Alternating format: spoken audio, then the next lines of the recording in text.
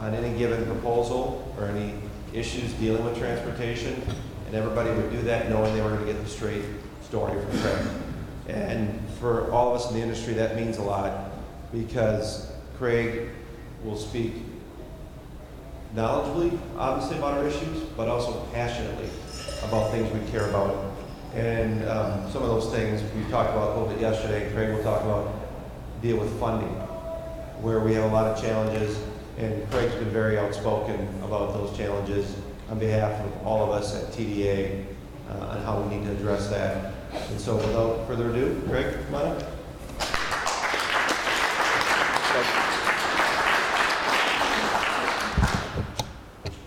Thanks, Rob. Good morning. How are we doing this morning? Better than me? Good. Friday, that's right. Well, I appreciate the introduction from Rob, and I know a lot of people. There's a lot of friends in the room, and I appreciate the opportunity to be here. And I want to start out by saying I thank all of you for what you do, and I mean that sincerely. For those of you that are not familiar, that I don't know and are not familiar with TDA, I do just want to talk about that briefly to sort of set the stage for a little bit what I'm going to talk about for the next few minutes. So the Transportation Development Association has been around for about 45 years now.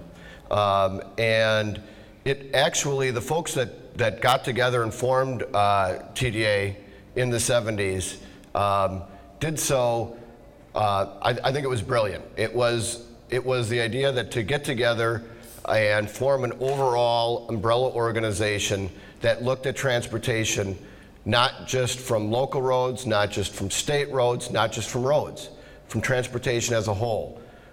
We've got waterways in Wisconsin, from the ports, from transit, from rail, from airports, and to try to bring, and then from all the users of the system, from people in business that understand how important transportation is to the economy, and try to bring together an entire association that spoke on behalf of transportation as a system, and to try to look at that both at the state and federal level. And TDA has been doing that.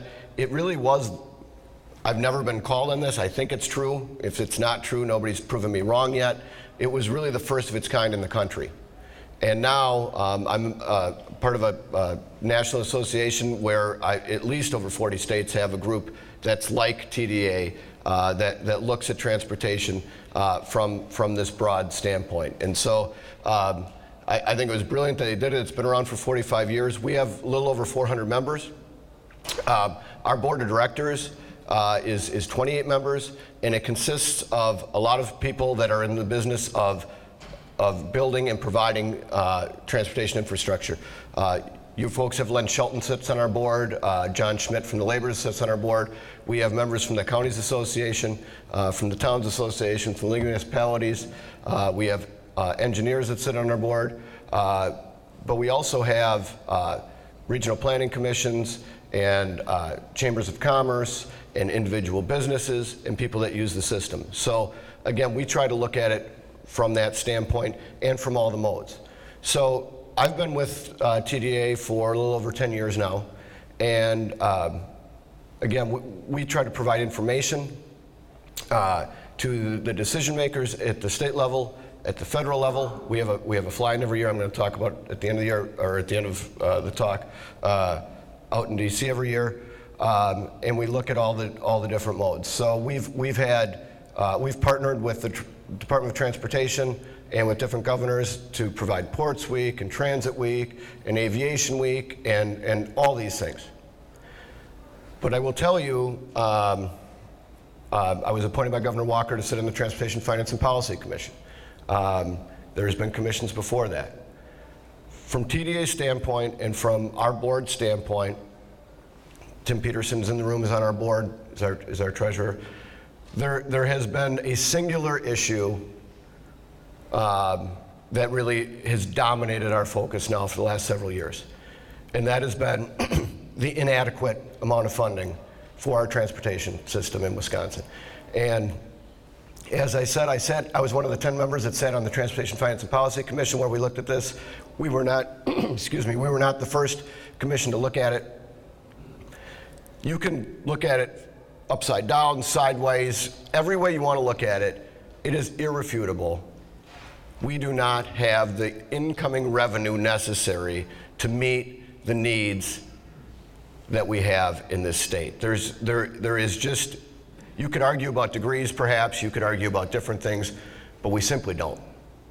And it's, usually in past years I would have come here and I would have presented a lot of numbers to you and I would have talked about a lot of those sorts of things. What I am going to go through, there's going to be very few numbers in.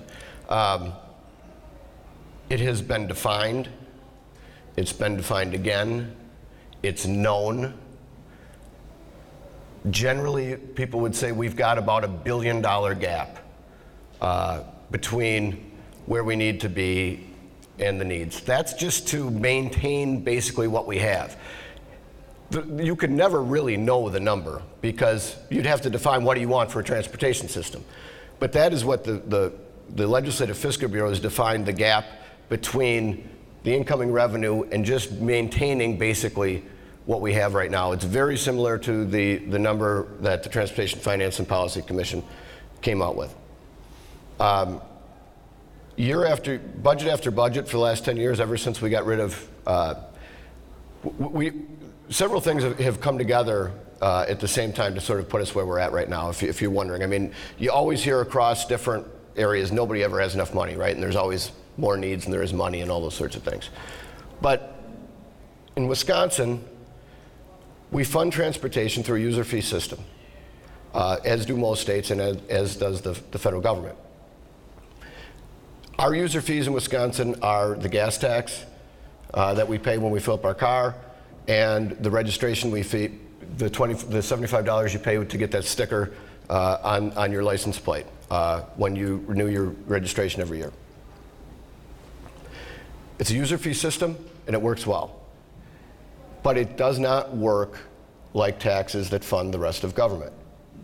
The rest of government, higher ed, K through 12, Medicare, Medicaid, local governments, are the main funding source for that is sales tax and income tax, okay? We pay a 5% income or sales tax when you buy something, or 5.5% depending on what county you live in, and you pay your income tax as a percentage of your income. There is growth there. The legislature doesn't need to vote on a tax increase to have growth. As incomes go up, you apply that percentage and more revenue comes in. As the price of goods goes up, you apply that 5 or 5.5% and more revenue comes in. Our user fees don't work like that. We have a 30.9 gas tax, state level, 18-cent federal tax. It's a certain amount per gallon. Doesn't matter what the price of gas is, doesn't matter, that's it. We have a certain amount that we charge to register your vehicle. Right now it's $75, that's it. It doesn't naturally grow, which is why, I would say the wisdom, back Tony Earl into Governor Thompson's time, we in Wisconsin indexed the gas tax so that there was some incremental growth to it, so it acted like the taxes that fund the rest of government. 2006, we got rid of that. We don't need to relitigate why, but we got rid of it. Thank you. I think it was stupid. But we got rid of it, so it didn't grow. And it couldn't have come at a more unfortunate time in our state's history. Because at the same time, this fantastic interstate system that President Eisenhower and our predecessors in the 50s and 60s decided to build across the country was built largely at the same time into the 60s. It was built with proper maintenance to last for 50 years. Time's up. And guess what? Rebuilding that is really expensive. It just is. So we decided to stop any natural growth in that fund at the same time that the ticket came due to rebuild our interstates. That's a bad combination. So for the last decade, what have we done? We kept getting some things done. If you go down the Marquette interchange, it's been rebuilt. ahead of schedule, under budget, nationally recognized. People that did a wonderful job. Zoo interchange, the core of the zoo interchange, which used to just be the zoo interchange, but now we parse these things into parts so that we can say that we're on time. Core of the zoo interchange is going to be opened up in the spring. Wonderful. How have we done those things with everything else I just described? We borrowed. Now, there's nothing wrong with bonding for long-term infrastructure projects. There's nothing wrong with that at all. But you do have to look at your revenue ratios, right, to the amount you're borrowing. That's probably a good idea. We didn't, as I just said, we didn't adjust any of that. We just kept borrowing. So in 2006, for every dollar we brought in from those user fees that I talked about 6 cents out of every one of those dollars went off to service that debt. We're in 2018 now. It's not that, not that much time has elapsed. Over 20 cents of every dollar that comes in. So we haven't adjusted the money. We haven't even adjusted inflation. We've got more fuel efficient cars even. We've got the time has come due on the interstates, and the money that we are bringing in now, you got to pay the creditors first, right? That's the first draw. So now for every dollar we bring in, we're only really bringing in 79 cents. So that's a problem from our standpoint. And so budget after budget, we did what a lot of legislators themselves have said and others have said and we've said, is we've kicked the can down the road. We haven't come to that point where we said we need to raise the revenue, so we borrowed. And from our standpoint at TDA, from the broad group that I talked about, and we've had many conversations about this, we've gone through a series of things. One of them was, people said, from back in the Doyle administration time, a lot of elected people said, well, we can't raise the revenue right now because we can't be sure we're not going to divert it and use it for other things, because it was used for other things and it was rated, right? So we all worked together along with a lot of other groups through it was a 6-year process to get a question on the ballot back in 2014 about amending the Constitution, actually getting a constitutional amendment passed to say that those user fees that we talked about have to be spent on transportation. That finally got on the ballot 2 consecutive sessions of the legislature, and it passed with an 80% yes vote. I mean, other than do you like the Packers, I'm not sure there's many things anymore that people would vote 80% yes for. So that was supposed to take that argument off the table. Then there was other arguments. There's been efficiencies. There was I won't get into it, the nonsensical prevailing wage and right to work and all of those things. There's always been another reason. So for that standpoint, at TDA several years back, we have become singular, largely singular. There's other issues, but the most important thing from our standpoint is we need to get to yes. We need whatever it is, whatever the final package is, we need our elected officials in this state to raise ongoing revenue like Indiana has, like Iowa has, like Michigan has, like 28 other states in the country have in the last couple of years with ongoing new revenue. In almost every one of those states, it involves gas tax. And I will tell you, the majority of those states were red states. And I will also tell you, nobody lost an election after they did it. Indiana raised theirs 10 cents. Iowa raised theirs 10 cents. Michigan raised theirs 8 cents, in addition to other things on top of that. And they were already in better shape, but I'm going to go through some of that in a minute. But so from TDA's standpoint, we ended up launching the Just Fix It campaign to try to move this conversation beyond city halls and county boards and in the Capitol and out into the public. And we've tried to consumerize the message, and we've tried to take it to people.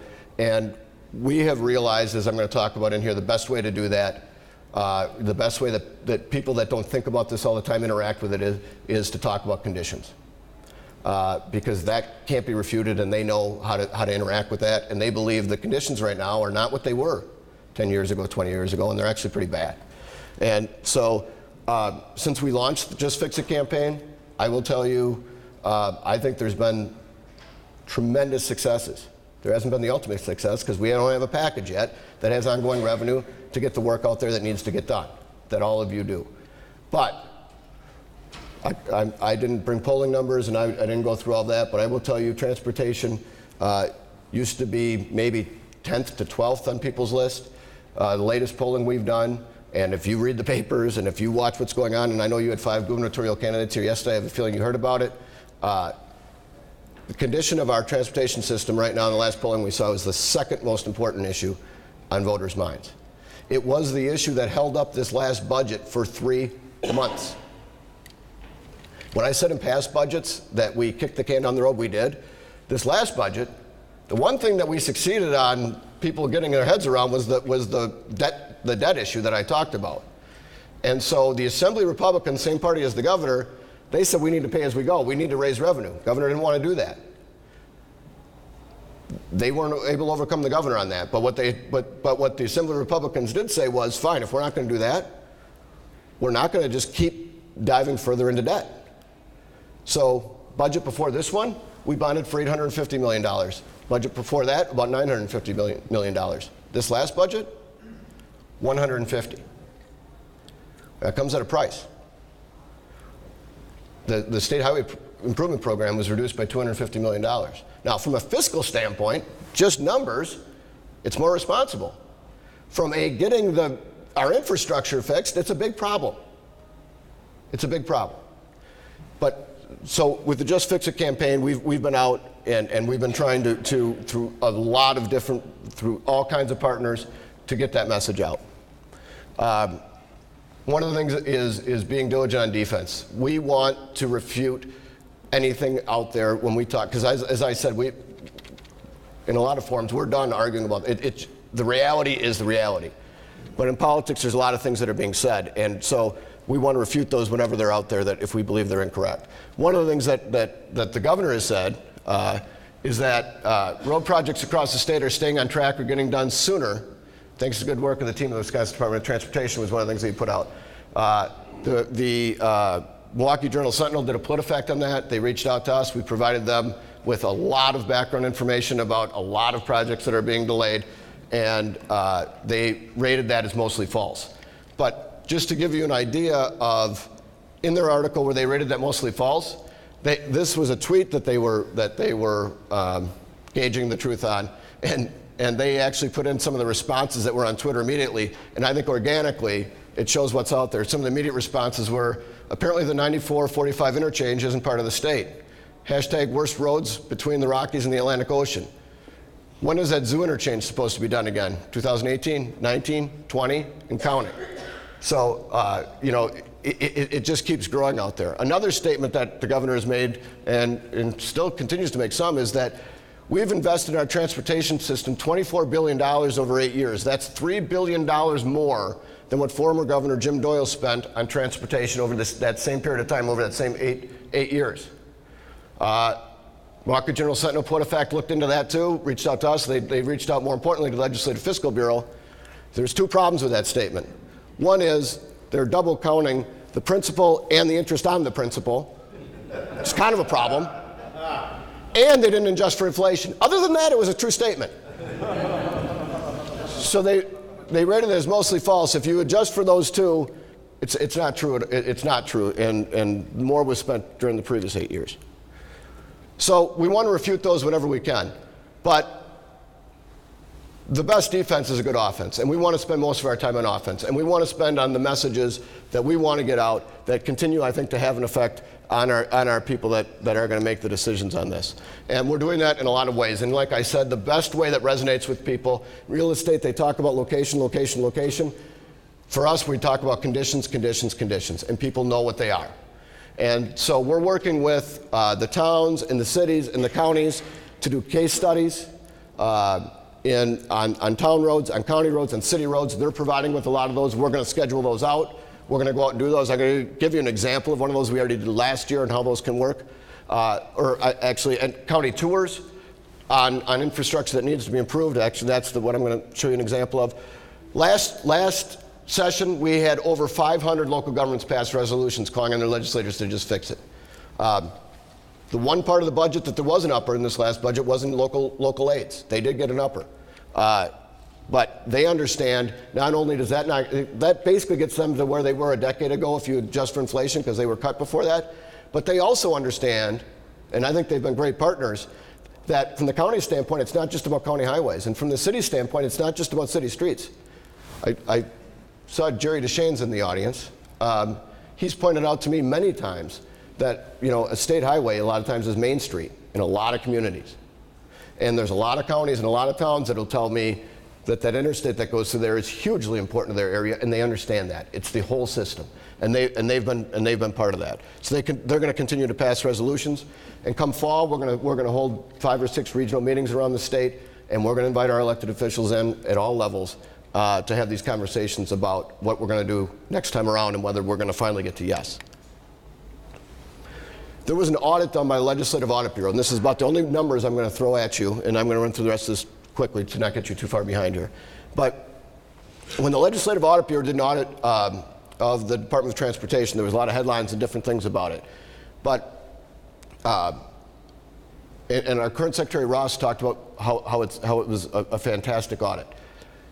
The numbers that I thought were the most important there that have not gotten out enough were, there's been a lot of studies that have compared us nationally. U.S. News and World Report, by the way, is not in here, said that we're 48th in the country in the condition of our roads, 48th out of 50.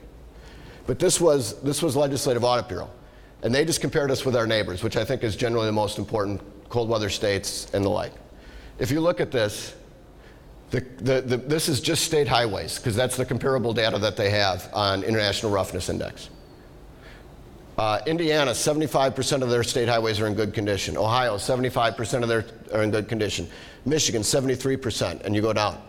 Wisconsin, 32%. That's a huge difference. That's a huge difference. And if you look at those other states, they were already, between their registration fees and gas taxes, drivers were paying more between those two, generally because of the registration fee, but between those two paying more. And in the intervening time since then, almost every one of those states has passed a new ongoing package to raise their fees, and we've cut ours. That's a problem. I'm not going to go through all this because I'm running a little bit behind, but when I talked about case studies, this is one that we did last year in West Salem, where we had a school district there reach out about, well, it'll be self-explanatory. I don't know, do we have any volume or no? Oh, that's right, Cindy, that's fine. So, without volume in a second. So, the West Salem School District talked about one of the state highways that the buses got to go over. That they've got to go, the bus drivers have told them the maximum speed they can go over that is 30 miles an hour. They've had side mirrors flying off. The amount that they're spending on repair of their buses is taking away from what they're putting in the classroom. And so, if you had sound, we did this to the wheels on the bus go round and round. It was kind of funny. It was kind of funny. But we're going to be doing those tours in a lot of different ways. The case studies. This is one, just as an example. We're looking at the Beltline in Madison, and it lays out a lot of the arguments. And that study that's going on is now just kind of stopped. And anybody that's been around Madison knows that it's about the only way to get from one side of the city to the other. And even if the study went on as scheduled, I mean, you're still talking probably about a decade before you get anything done there. And oh, by the way, there was 8,000 patches put on there last summer, and as the weather changed this year, those concrete patches held up, everything around it fell down, and those popped up, and we had some poor driver at 4:30 in the morning when you can't see when it popped up, hit it, and we had a 12-car pile up on the Beltline. Luckily, nobody was seriously injured. But even that study to get the Beltline fixed in one of our biggest areas for commerce, and that's even been suspended. So we're doing case studies on different ones around, again, to raise awareness in the individual areas. And we continue everything we've learned with Just Fix It over the last 2 years. We've learned a lot, but we continue to try to hone our message. And social media is a great way to do that. In the past, you kind of had to hold focus, you do focus groups, which can be expensive. Right now, on social media, through Facebook ads and different things, we figured if it's good enough for the Russians, it's good enough for us, right? So we're testing some messages. We can find out duration of time on there, whether you took a click, whether you took the next action, and I'll show you very briefly different ones we're testing right now, but we get a lot of feedback from that. We can hone it, and then we can move forward. Come next session, we're going to know which messages resonate the best, and at that point we might be into broadcasts and different things. But if we're going to spend money doing that, we're going to do it on a message we know works. And so we're spending a lot of time doing that.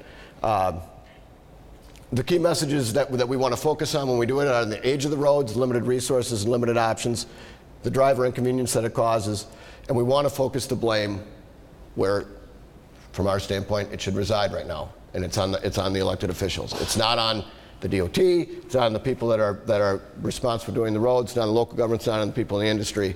It is a funding problem. So when I talked about playing defense, two of the other things that were put effect, the governor had said that we try to refute when we see things that are not true. One of the other ones out there that we not only want to play defense on, but we kind of want to turn it in and play offense on. One of the other things that people that don't want to invest in transportation have said, and the governor has said, is something that does resonate with people, is that we just want to give people a break. They're tired of seeing orange barrels out there, so let's just stop for a while.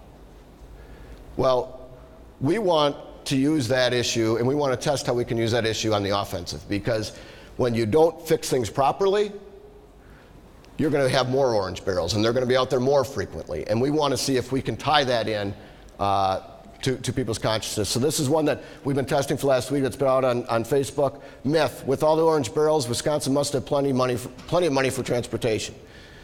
Truth: drivers are experiencing roads well beyond their prime.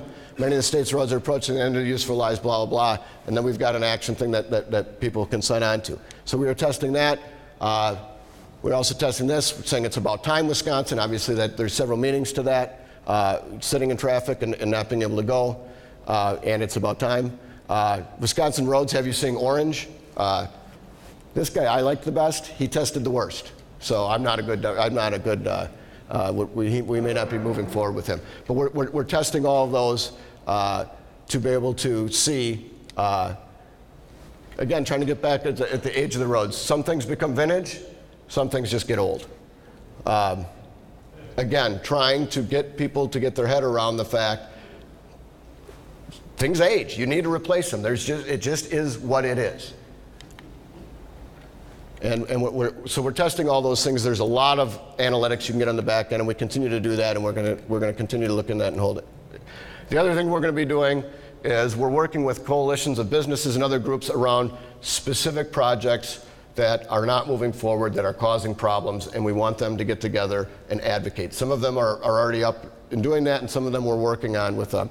We're working on the north leg of the zoo, which, by the way, is on no schedule at all right now. As I said before, it used to just be the zoo interchange.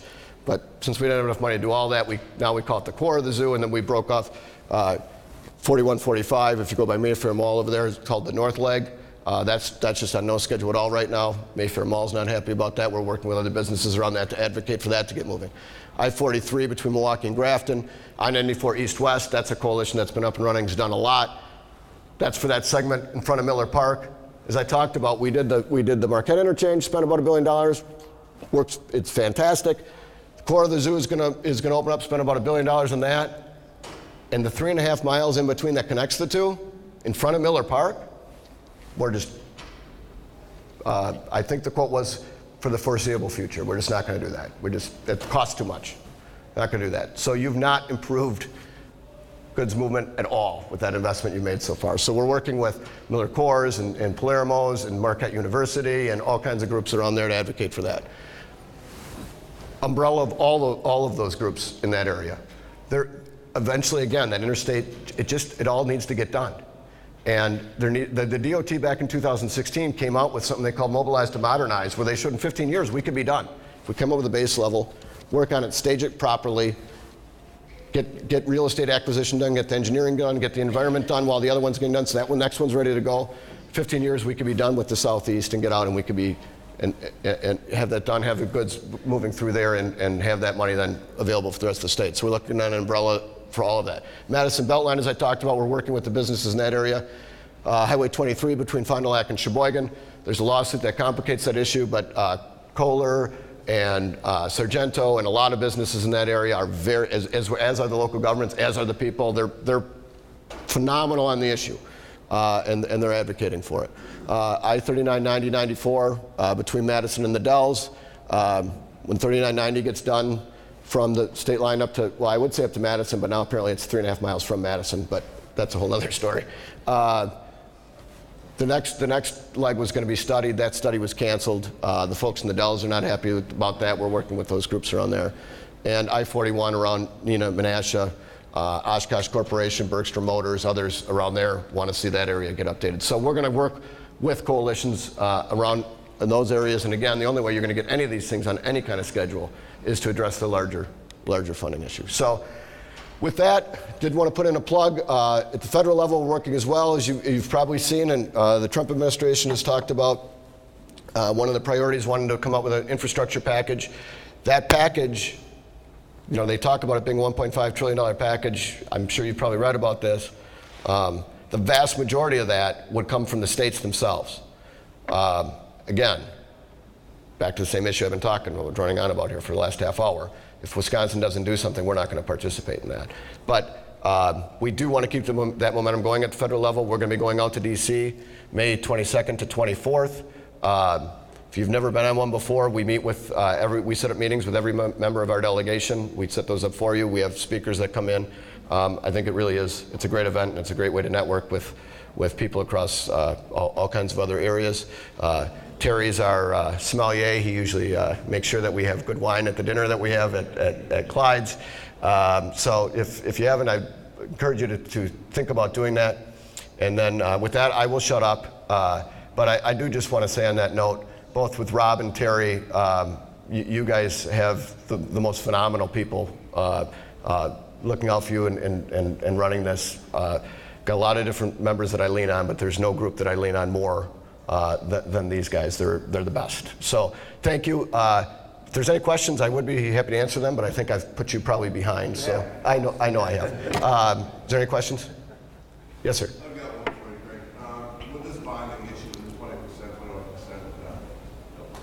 21%, is it a long time out before we get that corrected, even if we do get the revenues? That's a great question. With the bonding, is it a long time out to get that corrected, even if we get the revenues?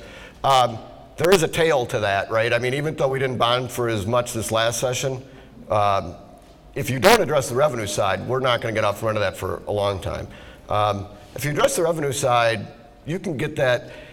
The level we're at is not great, but it's not that far out of way. It's how quickly we got to that level, and it's that arc. If you get a revenue level that's up, and you could bond at, you know, the amount that you can pay it off as you come in, you know, and you get back below, get into the teens, we wouldn't maybe be that far away, but you do another couple budgets that we've been doing, and you keep going, like, it just gets harder and harder. You end up being New Jersey, who had to raise their gas tax 23 cents just to you know, hold serve. But so there's not a direct answer to that, but there's going to have to be something done on the revenue side, or there's no way we're going to catch up with that.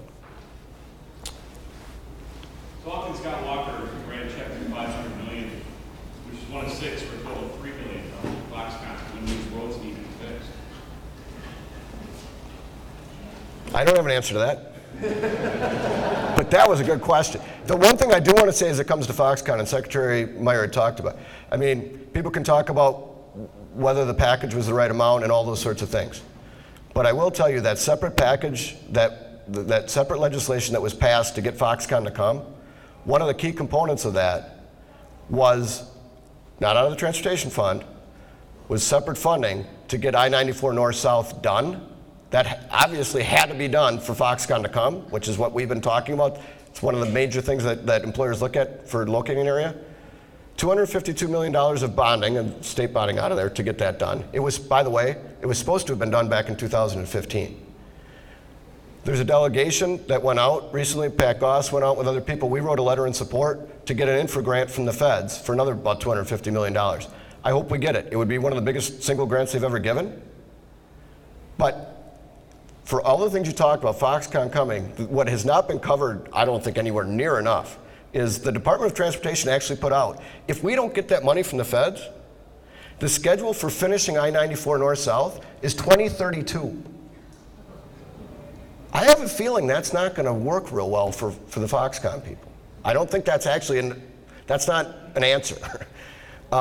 So let's hope we get that federal money, but if we don't, and money that there's already been $137 million that we've spent in savings down there that could have spent elsewhere. So people that say that we don't have a revenue problem, and then we're diverting that down to there, I mean, and that interstate was supposed to be done in 2015, I mean, but to answer the actual question you asked, I don't have an answer for it. And Rob, if I answer one more question, he might hurt me, so thank you. Thank you, Craig.